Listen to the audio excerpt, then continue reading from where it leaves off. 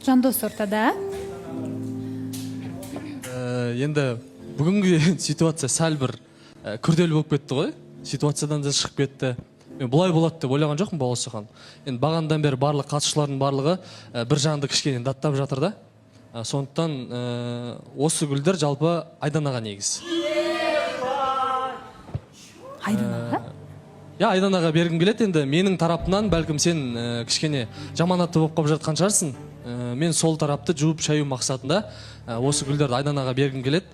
Бүкіл ситуацияда мен кінәлімін, сенің ешқандай кінәң жоқ. Сондықтан менің кеткен қателігім үшін мен Баласахан осындай болады деп мүлдем ойлаған жоқпын. Менің миымдағы сызба нұсқа, менің миымдағы өзімнің ойларым басқа еді негізі. Бірақ енді мен үшін жаманат болып қалып жатқан шығар бәлкім. Ата-анасы бар деген сияқты нәрсемен Айданадан кешірім сұрап осы гүлдерді тапсырғым келіп тұр. Баласаханым, мен былай-ақ кешірім сұраса да кешірем негізі, бірақ гүлдердің маған қажеті жоқ негізі. Шынымен де. Ернар? Енді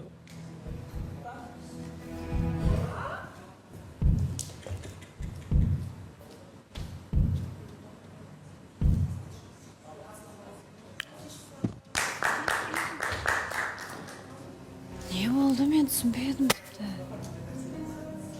Гүлдер қабыл алынды, я? Ернар?